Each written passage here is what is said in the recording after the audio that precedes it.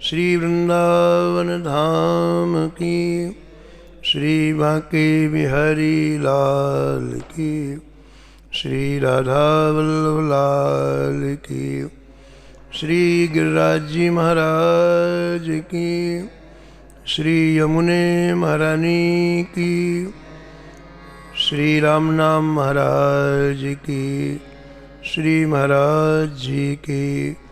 जय जय श्री राम।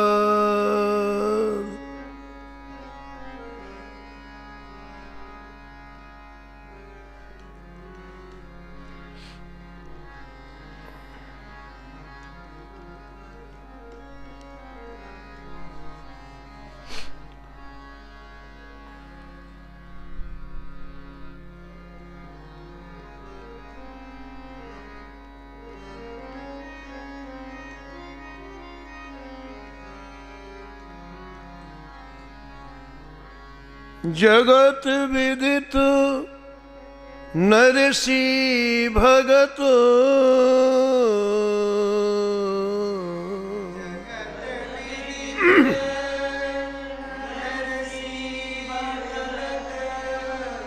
जिन गुर्जर धर पावन करी,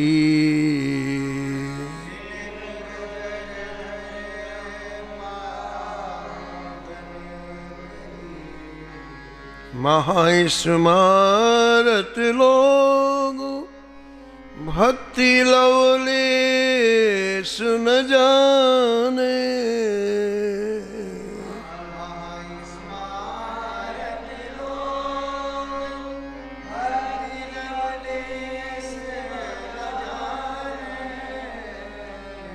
माला मुद्रा देखो तास की निंदा ठाने,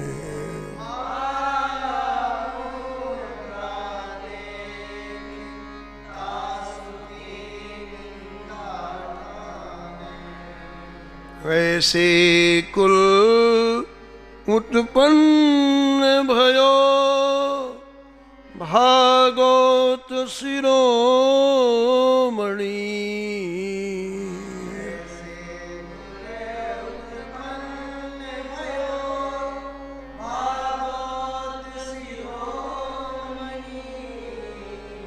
ऊसरते सर कियो खंड दो सही खोयो जिन,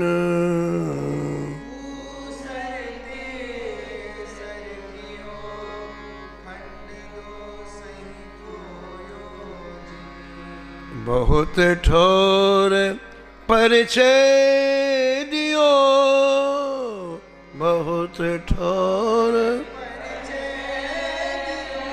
रसरीत भक्ति हृदय धरी,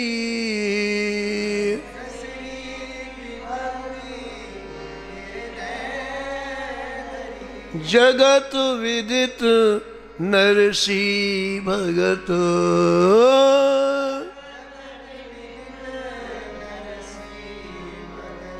जिन गुर्जर धर पावन करी,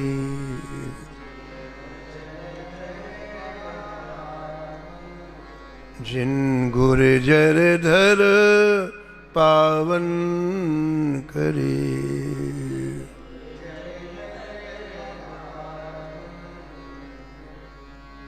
प्रातः स्मरणी परम वंदनी श्री भक्तमाल के रचयिता श्री नाभा गोस्वामी जी इस छप्पे में परम रसिक श्री नरसिंह जी का स्मरण किया है और मूल छप्पे में निष्कर्ष के रूप में कहते हैं, इस विकराल कलयुग में श्री ठाकुर जी अन्य युगों की अपेक्षा अत्यधिक कृपा करते हैं।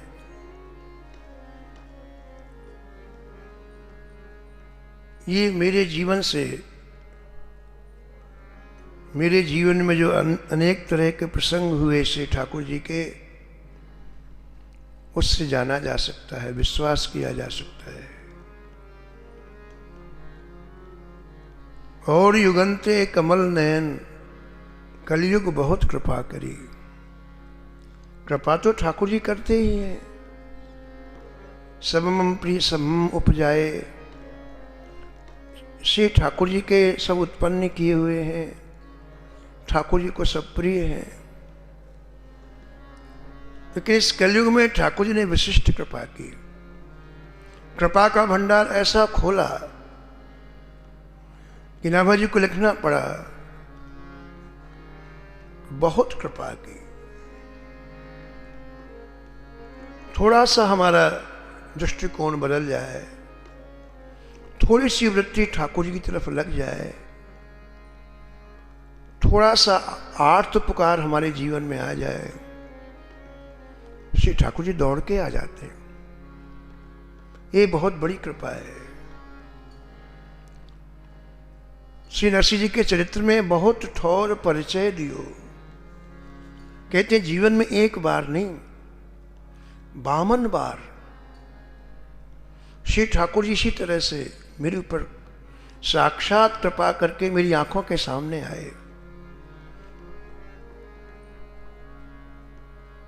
इसलिए इस युग में, कलयुग में श्री ठाकुर जी की प्राप्ति सहज है। अन्य युगों की अपेक्षा इस युग में ठाकुर जी की प्राप्ति सहज है। ये बात स्पष्ट करने के लिए नरसिंह जी का एक परम पावन चरित्र है।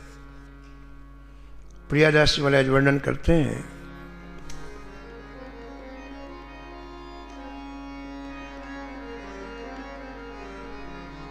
जूनागढ़वास पिता माता तन नाश भयो,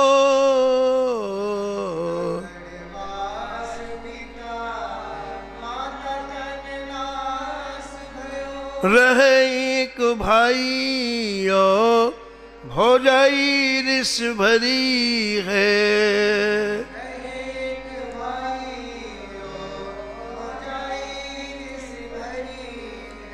डोलत फिरत आए बोलत पियाओ नीर,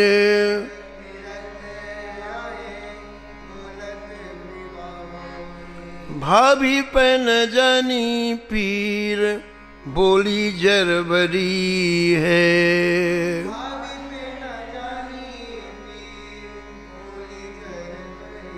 बोली जरबरी है, बोली जरबरी है।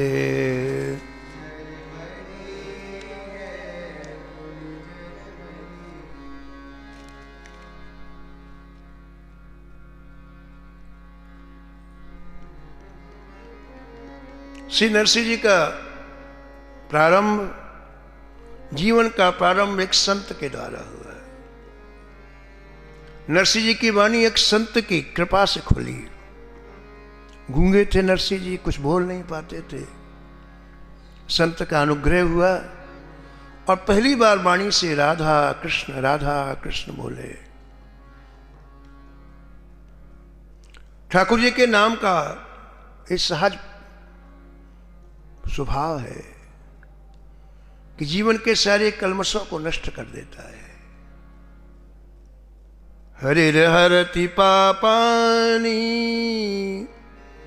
दुष्ट चित्तैरपि स्मृतः, अनिच्छयापि संस्पृष्टो दहत्येव हि पावका। हम इच्छा से नाम लें, अनिच्छा से नाम ले, लेकिन वो अंदर जाती सबसे पहला काम करता है, कलमश को दूर करता है, पापों को दूर करता है, हरती खींच लेता है। जैसे अनजाने में कोई व्यक्ति आग में हाथ डाल दे और आग से कहे मैंने जानबूझ के थोड़ी डाला है, मेरे को क्यों जलाया। आग कहती मेरा स्वभाव है। कोई जान के हाथ डाले या बिना अनजाने, मैं तो जलाती हूं।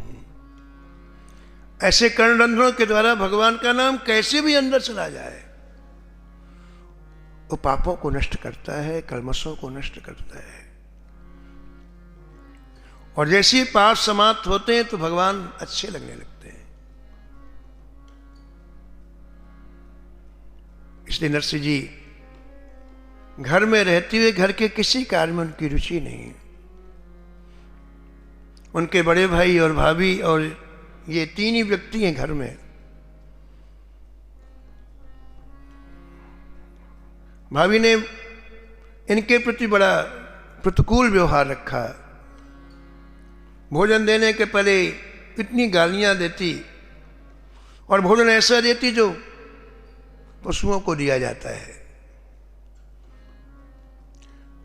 लेकिन नरसिंह जी को इसमें कोई रुचि नहीं थी। कोई अच्छा भोजन दे, कोई अच्छा सम्मान करे, रुचि हमारी रुचि ही नहीं है तो उसकी प्रतिक्रिया नहीं होती है। हमारी इच्छा हो कि हमें ऊंचे सिंहासन पर बैठना है और कोई नहीं बैठाएगा तो क्रोध आएगा। हमारी रुचि ही नहीं है तो गुस्सा ही नहीं आएगा। हमारी रुचि हो कि अच्छे अच्छे पदार्थ खाने को मिले और नहीं मिलेंगे तो क्रोध आएगा। हमारी रुचि ही नहीं है तो कैसे क्रोध आएगा। जैसे राखो तैसे रहूं, जैसे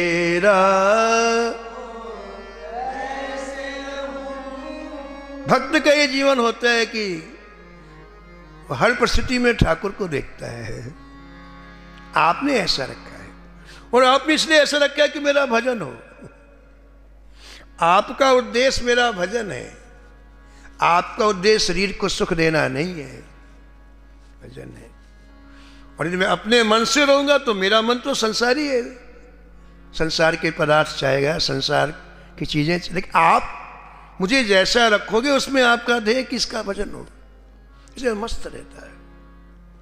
किसी के व्यवहार का कोई प्रभाव नहीं पड़ता है और किसी अभाव का कोई प्रभाव नहीं पड़ता है। कितना बड़ा अभाव जीवन में, उसे बिल्कुल नहीं मिला। श्री कुंभन दास जी के पास तिलक लगाने के लिए दर्पण नहीं था, बताओ। जिनसे श्रीनाथ जी साक्षात बात करते थे उनके घर में तिलक लगाने के लिए दर्पण नहीं था। क्या मस्त रहते थे, मस्त रहे।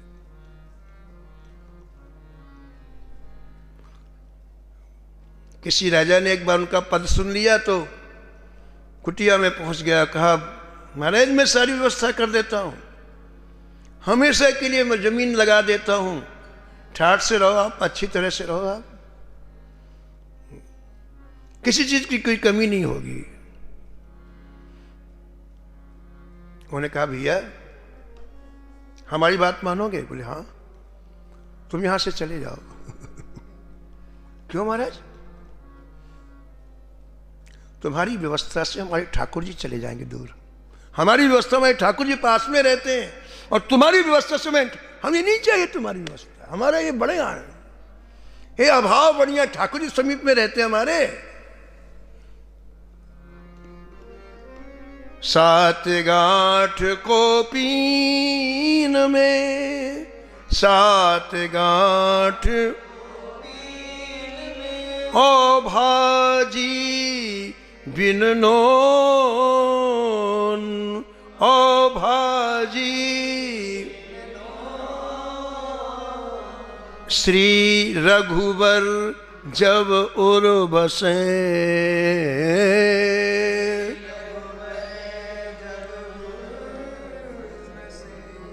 इंद्र बापुरो को, इंद्र बाप। इतनी प्रतिकूलताओं में नरसिंह जी रहे, उनको कोई असर नहीं हुआ।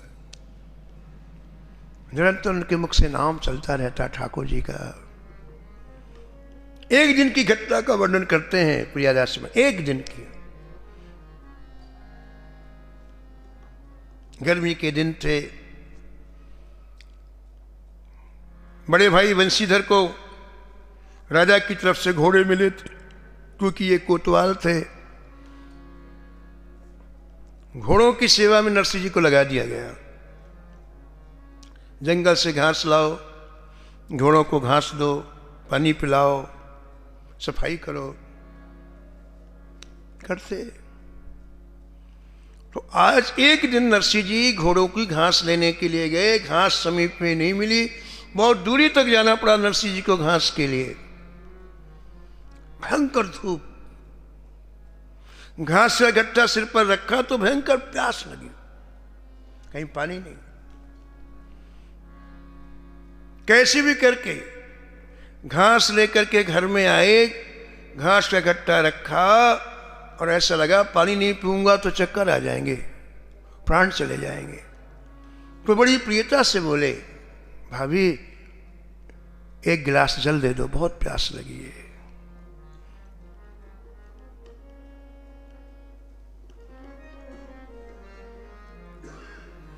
जो भाभी भोजन देने के पहले सैकड़ों गालियां देती थी, उससे पानी मांगा, उसके महाराज रोम रोम में आग लग गई। इसकी ये हिम्मत कि मुझसे पानी मांगे। तो दुगनी क्रोध से बोली,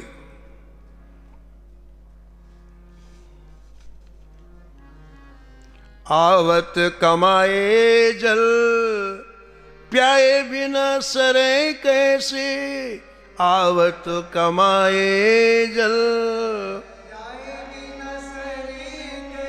पियो यो जवाब दियो, देह थर थरी है।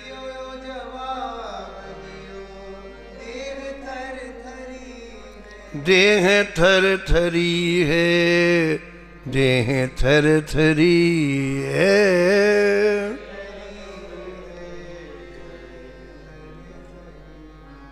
भयंकर क्रोध में भाभी ने बोला, बड़ा कमाई करके लाया है, पानी मांगता है। अरे तू जहर मांगे, तुझे जहर भी मैं नहीं दूंगी। कान खोल के सुन ले, आज के बाद यहां तेरे लिए कोई स्थान नहीं है, जहां जाना वहां जा।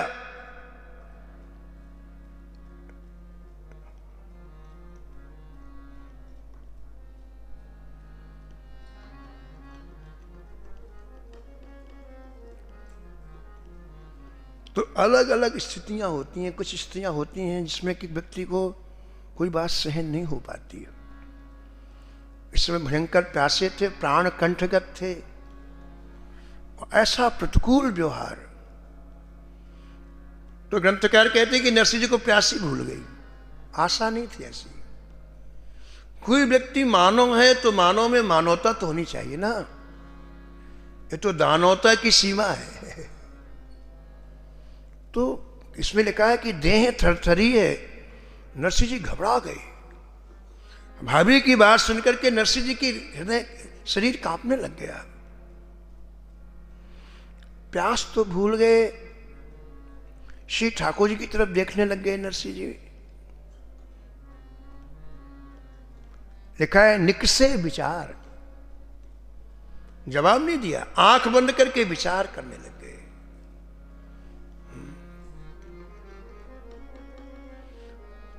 मुझे ये दुख क्यों मिला, ये विचार कर। भक्ति के जीवन में कोई घटना होती तो विचार कर, ऐसा क्यों हुआ, मुझे ये दुख क्यों मिला। तो याद आया कि इस शरीर को प्यास लगी, मैंने पानी मांगा, इसलिए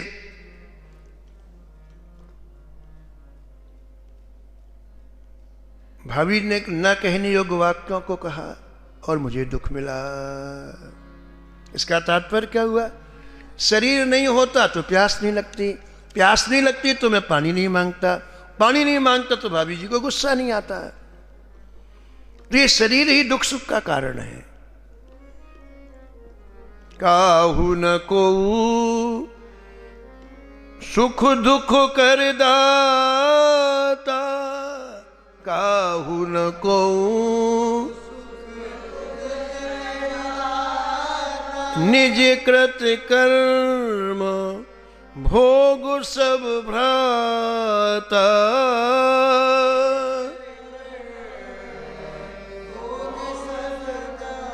भोग सब भ्राता भोग सब भ्राता, भोग सब।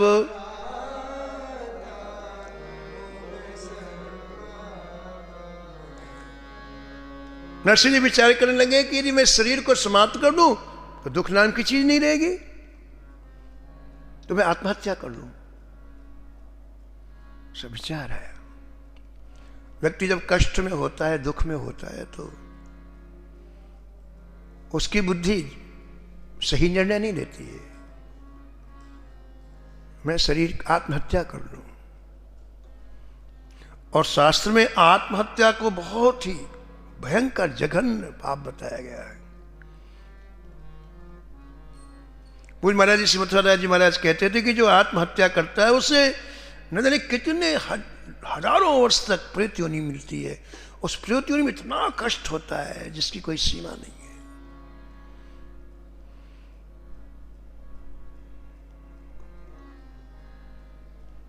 तो शास्त्र का विचार आया नरसिंह जी को आत्महत्या नहीं करनी चाहिए।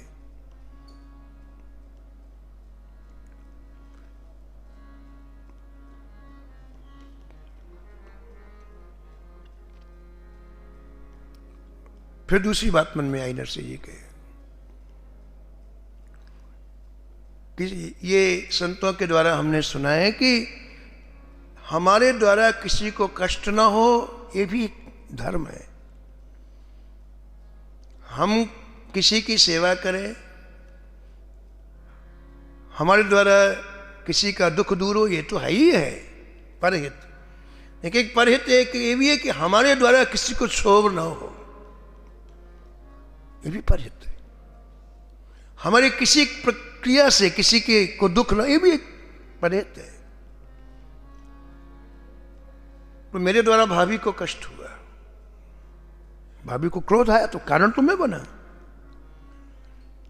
इसलिए मुझे जितनी जल्दी हो सके यहां से जाना चाहिए। जब तक मैं खड़ा रहूंगा तब तक भाभी जी का क्रोध दूर नहीं होगा। पर पीड़ा सम नहीं अघुमाई, पर पीड़ा सम नहीं अघुमाई, पर हित सरिस धर्म नहीं भाई।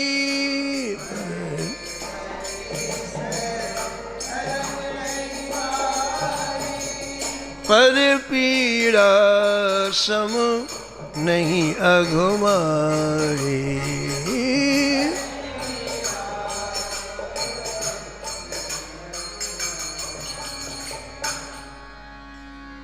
मूल रूप में तो एक ठाकुर जी की भूमिका है।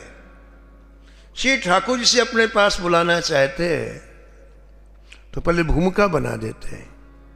उसकी ममता के जो जो बिंदु हैं वहां से तिरस्कार कराते हैं। ममता आराधना उपासना से दूर नहीं होती है। जिसके प्रति ममता है वो जब तक तिरस्कार नहीं करेगा, इतनी सूक्ष्म है ममता कि वहां से टूटती नहीं है। इसलिए बिलोमंगल को स्वयं ठाकुर जी ने उपदेश नहीं दिया, चिंतामणि से उपदेश दिलाया। ठाकुर जी कितना भी उपदेश, कोई फर्क नहीं पड़ता।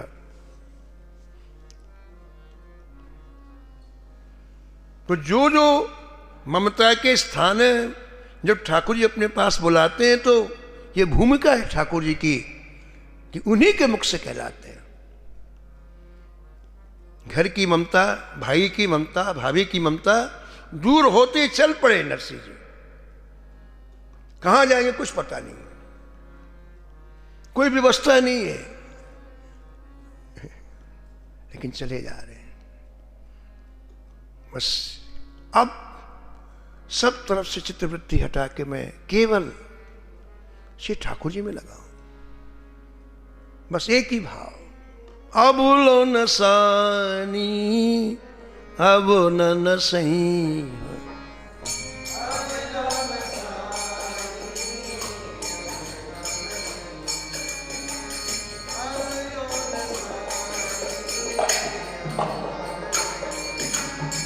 राम कृपा भव निशा सिरानी, राम कृपा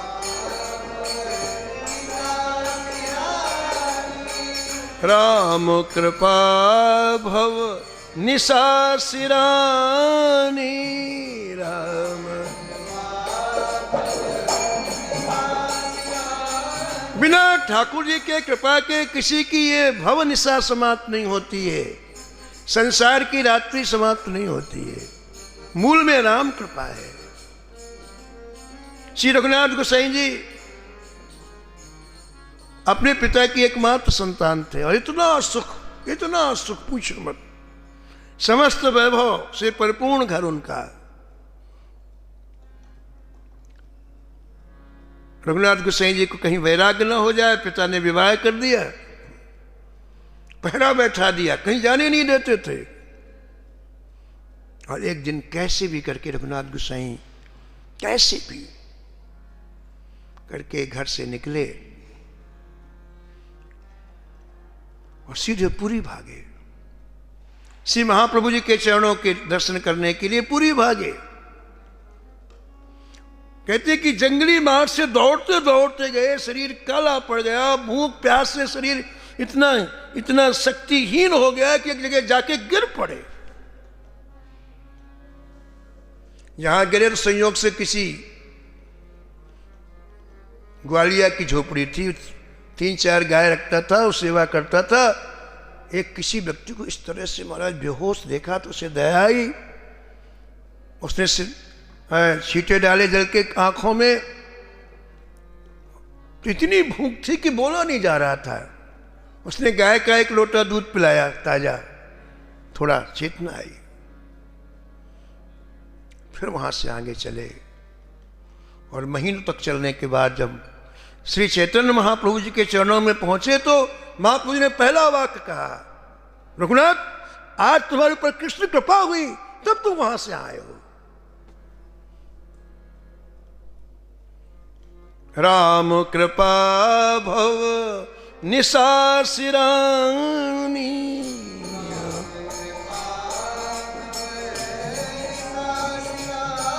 हाँ जागे फिर न डसई हो,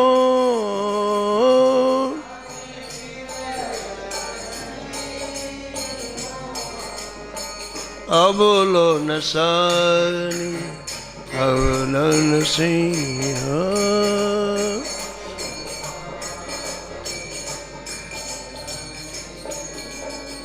पायो नाम चारु चिंतामणि, पायो नाम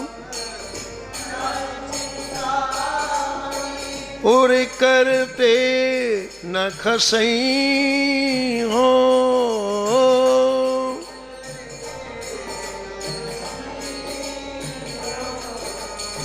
श्याम रूप सुचि रुचिर कसौटी,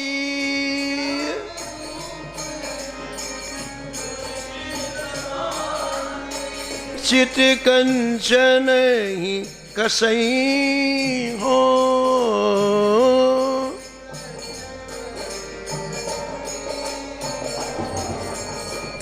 अब लो नसार अब न सही हो।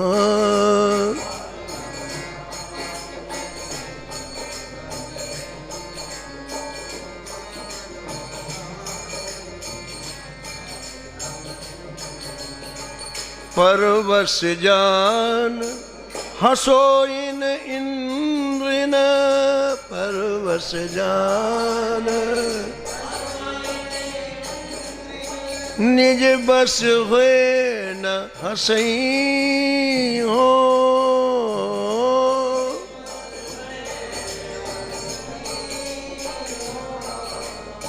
मन मधुकर पन के तुलसी हो,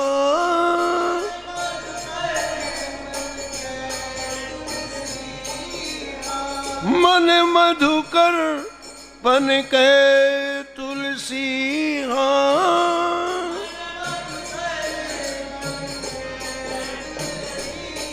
रघुपति पद कमल बसई हो,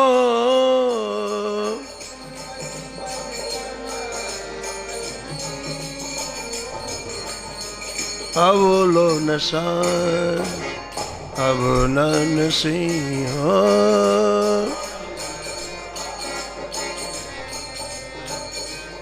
हाँ अवलोन सार अवनन सिंह।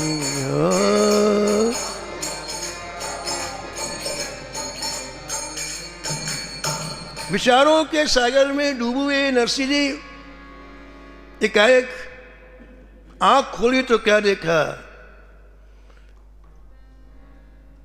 भगवान शंकर का शिवलिंग सामने है। जूनागढ़ से चलते चलते 12 कोस चले आए, 24 मील दूर आ गए, जंगल में पहुंच गए। एक जीर्ण शीर्ण मंदिर, उसके अंदर एक शिवलिंग।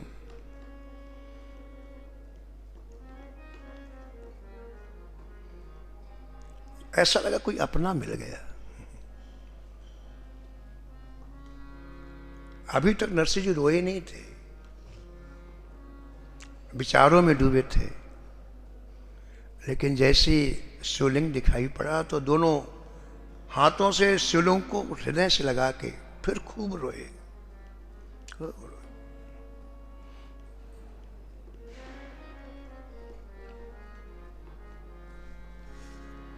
नमामि समीशान निर्वाण रूपम नमामि समीशान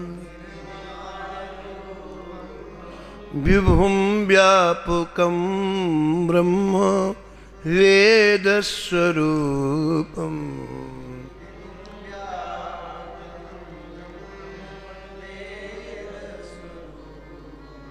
करालं महाकालो कालं कृपालं करालं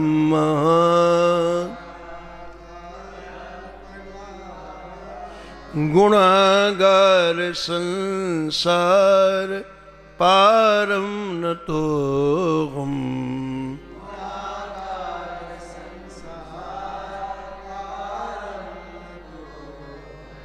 तुषाराद्रिशङ्कास गौरं गंभीरम्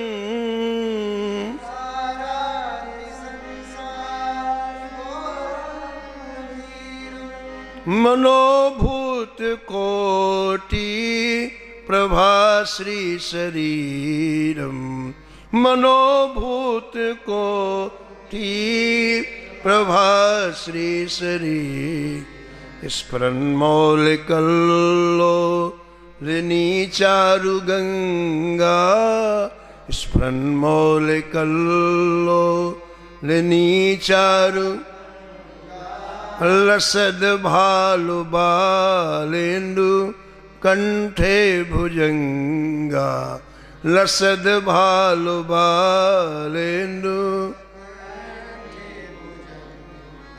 चलत कुंडलम भ्रू सुनेत्रम विशालम चलत कुंडलम सुनेत्रम विशाल प्रसन्नाननं नील कंठं दयालुं प्रसन्नाननं नील कंठं दयालुं मृगाधीश चर्माम्बरं मुण्डमालं मृगाधीश चर्माम्बरं मुण्डमालं प्रियं शंकरं सर्वनाथं भजामि प्रियं शंकरं सर्वनाथं भजामि न यावत् उमानाथ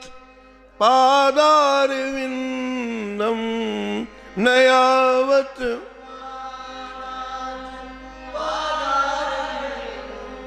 भजन्ति लोके परे वा नराणम्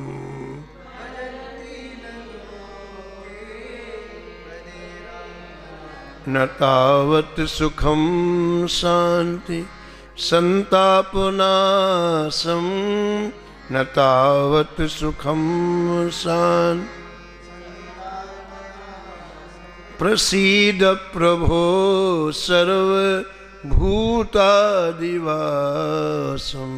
प्रसीद प्रभो सर्वभूतादिवासं।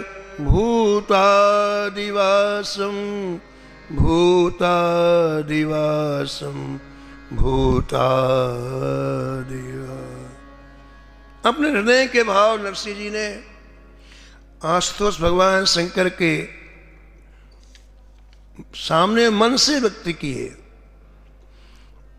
एक दिन निकला, 2 दिन निकला, 3 दिन निकला, 4 दिन निकला, 7 दिन तक किसी तरह शिवलिंग को हृदय से लगाए हुए रोते रहे नरसिंह जी। और रोते रोते जब बेहोश हो जाते, फिर जब होश में आते तो फिर रोते। ऐसे 7 दिन लगातार शिव मंदिर में आप अपने हृदय के भाव निवेदन करते रहे। ऐसा प्रियादास जी महाराज लिखते हैं। बीते दिन 7 शिव धाम ते न जात बार। बीते दिन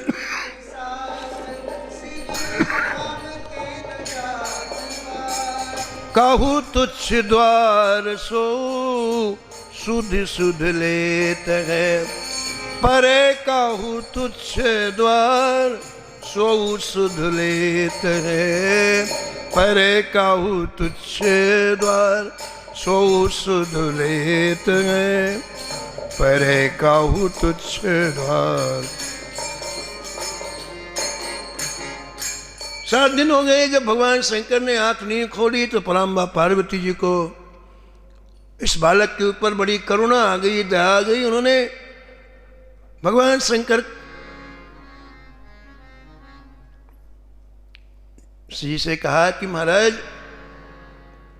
आपका नाम विश्वनाथ है, ये नाम आप हटा दीजिए। बोले क्यों? बोले एक बालक को रोटी नहीं दे सकते हो, 7 दिन से पड़ा हुआ, काहे के विश्वनाथ? अब इसको आज से इस नाम हटा दीजिए आप। पार्वती जी ने एक कथा सुनाई। एक वन में एक कबूतर रहता था। एक दिन एक शिकारी आया और उस कबूतर के बच्चों को, उसकी पत्नी को पकड़ करके ले गया।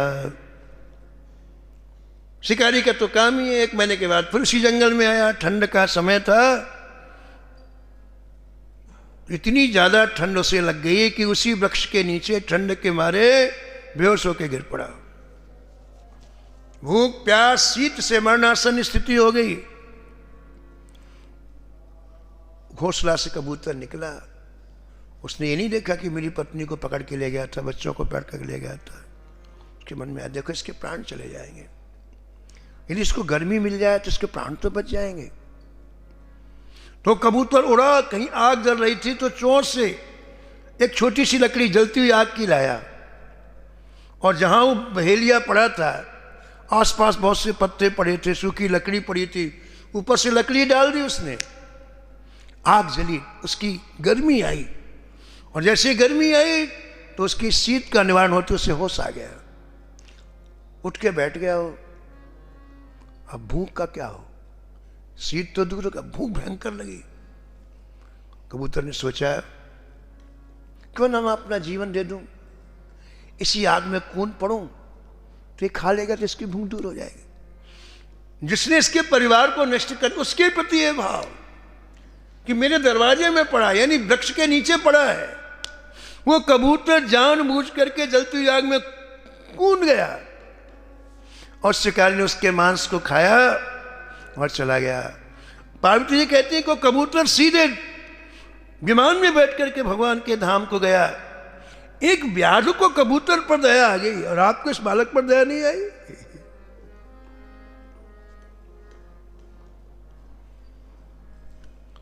पार्वती जी की बात सुनते शंकर जी प्रकट हो गए। बोलो शंकर भगवान की।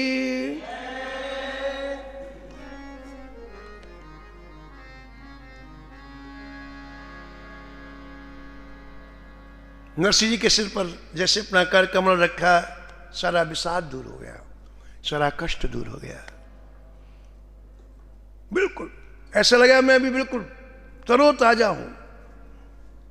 आंख उठा के भगवान शंकर को देखा, बड़ी करुणामयी दृष्टि शंकर जी ने कहा, वत्स तुम्हारी जो इच्छा हो वरदान मांगो। बोले बर मांग, बोले बर मांग, अजू मांगो वे न जानत हो। बोले बर मांग, अजू मांगबो न जानत हो। तुम्हें जोई प्यारो सोई देवो चित चेत है। तुम्हें जोई प्यारो सोई देवो चित चेत है। परो सोच भारी मेरी प्राण प्यारी नारी। हाँ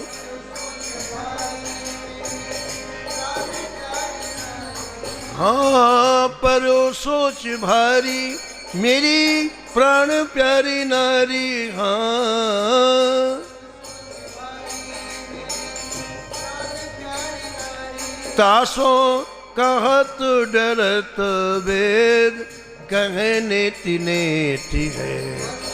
कहत डरत वेद, कहने तिनेति। कहने तिनेति है, कहने तिनेति है। कहने तिनेति है, कहने तिनेति है।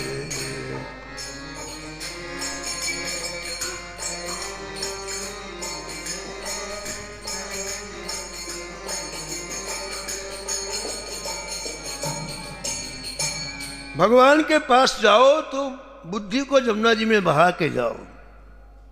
अगर भगवान के पास जाके बुद्धि का उपयोग किया तो ठगा जाएंगे। ठाकुर जी की बुद्धि का उपयोग करो। नरसिंह जी की सबसे विशेष बात है कि ये शंकर जी के सामने बिल्कुल भोले बन गए, कोई बुद्धि नहीं, बिल्कुल भोले बन गए, बिल्कुल भोले। शंकर जी का वरदान मांगो। नरसिंह ने कहा हमें मांगने ही नहीं आता। मांगना आए तो मांगने नहीं आता है। मुनि कह मैं वर कबहू न जाचा। मुनि कह मैं, मुनि कह मैं वर कबहू न जाचा। मुनि कह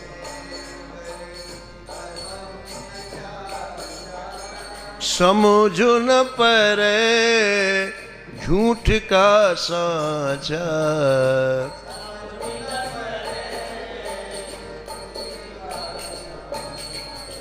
तुम ही नीक लागे रघुराई।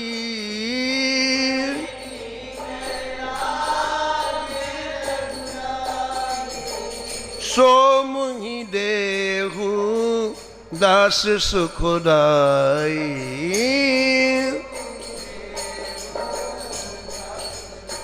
यही कई बात श्री नरसिंह जी ने की, आपको जो अच्छा लगे आप वो दो।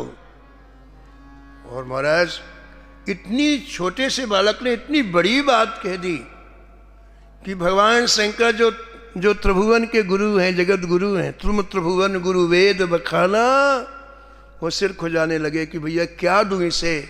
आज रात भर सोचेंगे कि क्या दूं, कल बताएंगे। नमो नमो श्री भक्त सुमान।